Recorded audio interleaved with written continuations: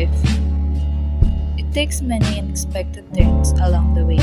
By the way, I'm Kay Lorelei Salgado, just your typical girl with average ambitions and a lot of dreams. We all see things differently. Somehow, some things remain constant, unchanging, as if it's stuck in the same place. Although, it doesn't bother me how stuck I am in the same place I've been standing in for the past few years. And I hide behind my walls comfortably, and that's what works for me. People will always do things differently, and I'm no exception. Maybe in time, the final see what's on the other side. But for now, I have to hide it.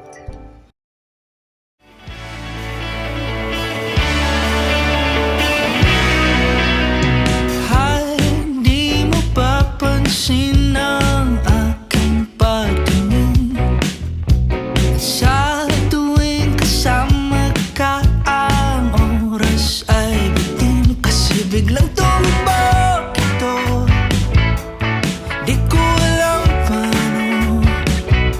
Baka nahuhulog na ata ako.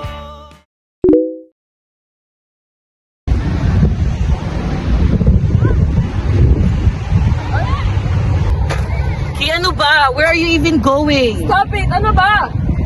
Be reasonable naman, no? Saan ka ba kasi pupunta? Ayoko nga, pagod na ako. Pagod din ako pero di kita kayang iwan dito. Tara na, uwi na tayo. Let's go na.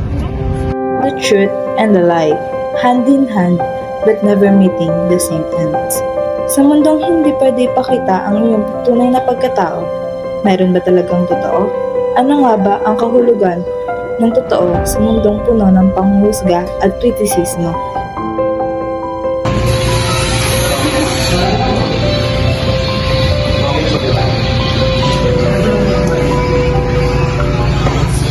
Sabay na naman sila. Baka gusto niyong ipagdilim namin dito sa pader. Pre, kalat ka rin na lang natin, Jin. Total, makasama naman yung mga yan eh. Ako na para sa isang to. Pre, tinakot ito. Ayun din na lang din puso sa isip ko.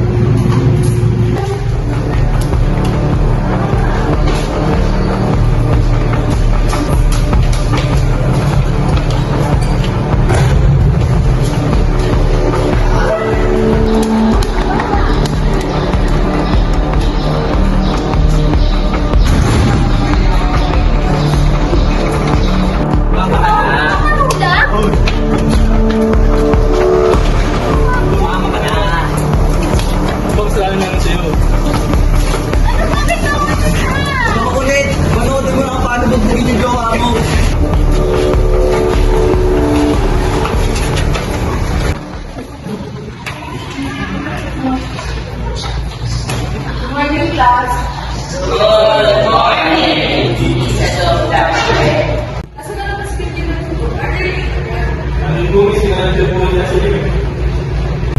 Never mind, let's start. Open your books on page 9. Oh my God, should we stop them? No, let's leave them be. Wala naman tayo kasalanan na street sila. Really? Just because of their sexuality, hayaan lang natin na ganun-ganunin sila? You and Hugo were friends dati, right? Ayun nga, diba, dati na hindi wala tayong like kasalanan kasi hindi naman tayo magdoon. Kilala na kita, Kay. We've been together since junior high school and I know you still have feelings for Hugo even now. I still remember the way you look at him before and you think papaniwalaan kita na wala ka ng pakialam sa kanya? Yeah, I may be dumb but hindi ako ganun katanga, Kay. You think okay lang sila? Ano sila? You know, them. Ano nga? Sila Regine at Hugo. I heard binuhusan sila kanina ng tubig sa likod ng gymnasium eh. Ano gagawin? Come on, Kay. We both know na kahit matagal na kayong walang connection ni Hugo, may pakita pa rin sa kanya. Sa kanila, I can feel it. Ano sasabi mo? Kung ako simulan? Fine. I'm well aware na ginagamit lang ako ni Kay way back before we even got together. I was already seeing how she was against close physical touch, pero she just seems so sincere, you know? I don't know anymore. How would things turn out if I had confessed to Jay instead of Kay? Maybe I wouldn't feel so suffocated right now. Tadhana, yun na siguro ang tawag sa sitwasyon ni Kay at Yugo, or better known as fate. Alam ni Yugo sa sarili niya na hindi platonic ang tingin niya kay Kay. Ngunit maraming what ifs. Natakot siya. Napaisip siya. If I pursue you, I'll lose you. And if I love you, we'll be judged. Kasi may nagkakagusto sa'yo babae, tapos nag-confess siya sa'yo. Ano yung reaction mo yun? Hindi naman siguro. Confession lang naman yun. Okay, sabi natin like, what if lang? What if may gusto ko sa'yo ng tagal na? Anong magiging reaction mo? Okay, huwag ka na ulit magbibiro ng ganyan ha. Hindi nakakatuwa. Kaibigan lang ang turing ko sa'yo. Parang kapatid na nga kita kung tutuusin eh.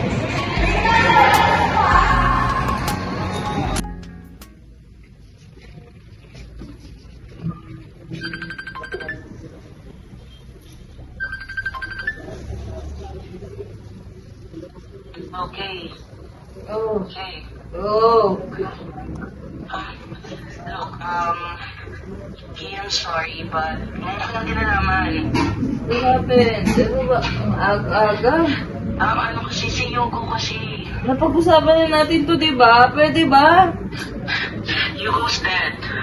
He's gone. What? Patay na siya. Pumasok na. I will tell you everything. Bilisan mo.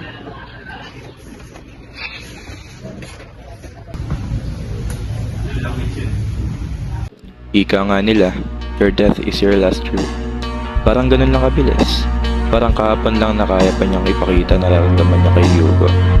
Di pa naman huli, ngunit nasa bandang dulo na pala.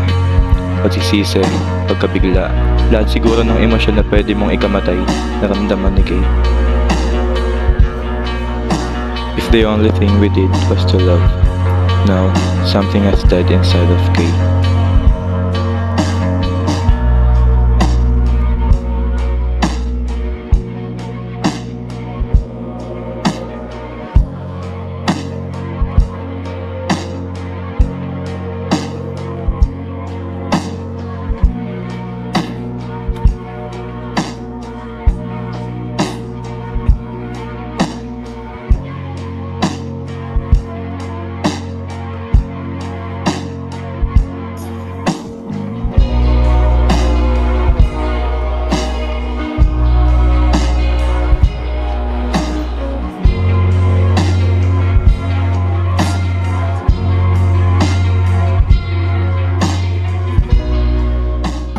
I'm glad you got here na. Hugo's mom is here kanina eh. She just wanted to say her last words sa buong class, pati na rin kay Nick.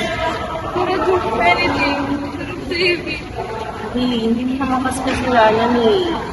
No, but at least we could do something about it. Because nandito pa sana si Yugo kung may ginawa lang tayo. Siyempre, pagkalanda mo pa naman sa lahat yung relationship mo, knowing na heterophobic sila, di ba? He had it coming for himself. What the fuck are you saying? Narinig ko ba yung pinagsasabi mo? Kung alam ko lang ng ganyan, kakaitin siyang utak ko, edi sana hindi natin sinagot. I'm sorry, wait.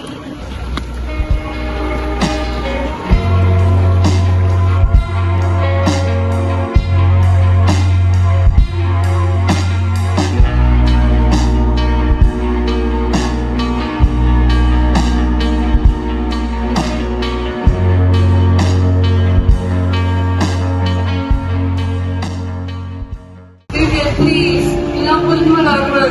Ano nangyari kayo with that day? Please, you have to know.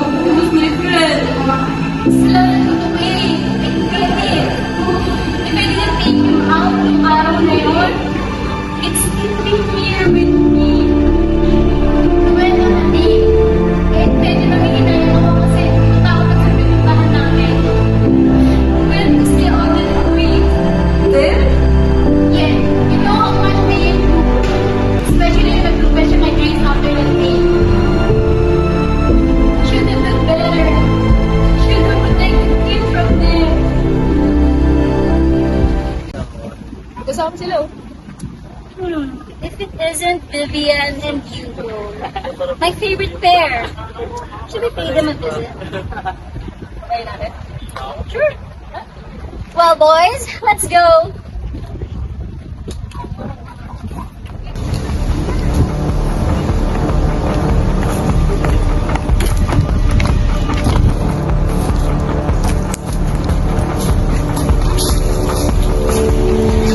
Parang nakakasila naman yung kamay ko ah. Ang gusto nyo, yung pasok sa inyo, alas kayo dito. Guys, wag.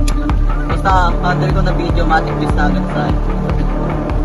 Hindi lang ito kami, Kader. Problema nyo No. That's too boring kung aalis kami ngayon. Boys, come on. Do your job. Ano ba gusto nyo? Parang nagsusunod kayo dito ah. Hindi porket na lang, babae kami. Mga maalan lang. Ano ba problema nyo?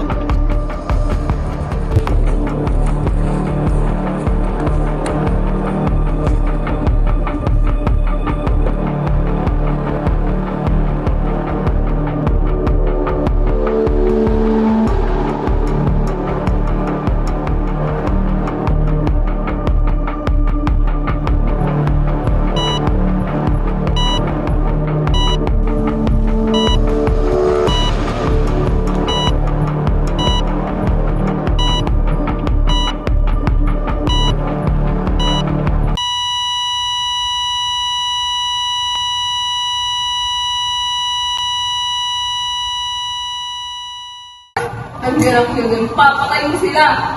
Please, huwag na kayo. It's too strong. Tama naman sila. Mga experience kami, tapos magpapakita kami na relationship namin sa labas. I shouldn't have outed our relationship. Tapos na, ako nang bahala.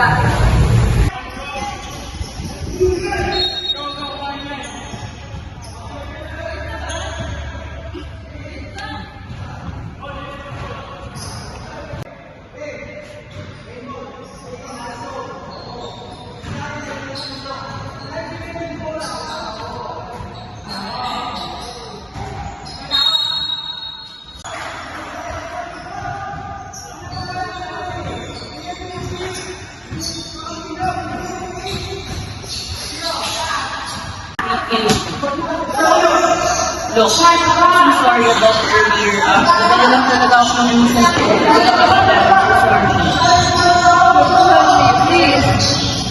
Of course. Para na lang nakabali ako sa'yo. Tulong kita. Ano mo kung I have a plan.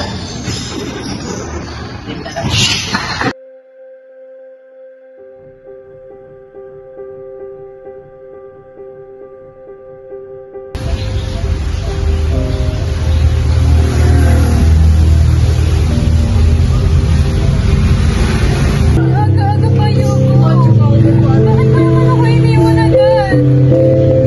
Mahal na mahal kita. Inis kita na sobra.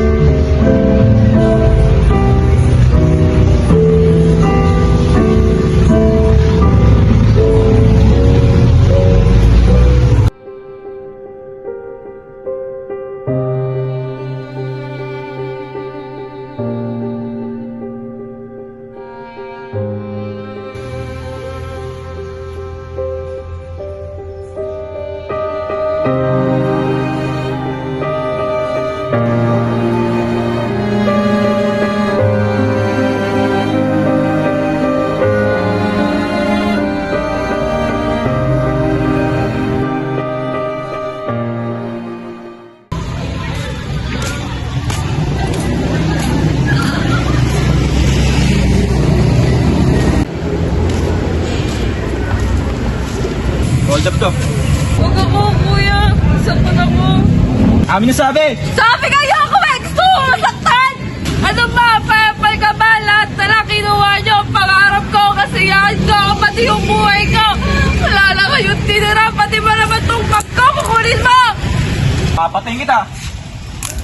Matagal na akong patay, kaya kung papatayin mo ko, para ka rin pumatay ng baboy. Ano tao naman din?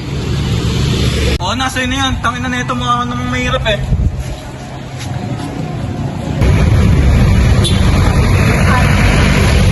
Maganda ka hapon, mga kapwa mag-aaral. Maraming salamat at nakita ko kayo sa tanghali ito. Di na ako magpapaligoy-ligoy pa. Alam nyo rin ang dahilan kung paano tayo nandito ngayon sa kilos protest na ito. Alam ko rin na kaya kayo nakiisa ngayon upang marinig ang inyong mga hilahin tungkol sa lumalaganap na diskriminasyon dito sa ating eskwelahan. Ngayong araw, ako ang magsisilbing boses nyo. Ilang buwan na nakalipas, hindi pa rin namin makamit ang notisya ng nakakit namin para tumayo kong kabalik. Hindi lalaman na nalagana ang kinauulan mula nung malaman niya ang kami ng makikipalidad. Ang kilos protesta na ito ay hindi lamang para kay Yugo. Para ito sa mga taong nakaranas at kasalukuyang umaharap sa diskriminasyon. Hihintayin pa ba natin na isa sa kapamilya natin ang makaranas at mawala na dahil sa diskriminasyon? Hindi! Ang kapwa mag-aaral, suwa na tayo umiling ng pagbabago.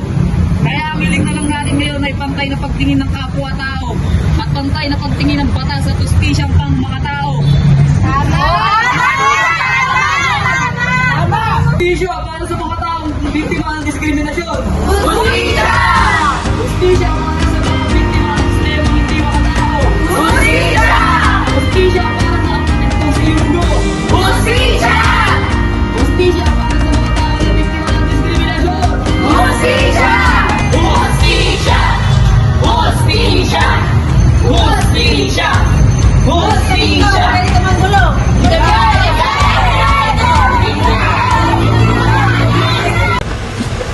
Pagpiling nga, ikaw ba di ba? Boy boy, kamusta? Anong balita sa kapatid mo? Okay naman. Awa ng Diyos. Nakuha na namin yung station na anak namin. Tinaman.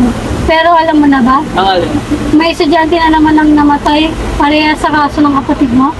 Kawawa nga eh. Mabait pa naman na bata.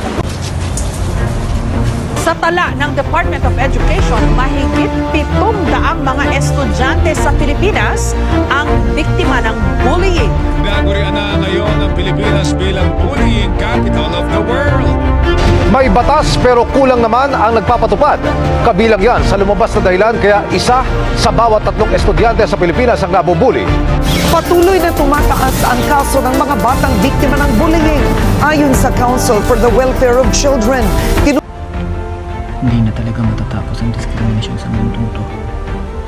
Tang ina. Walang sala.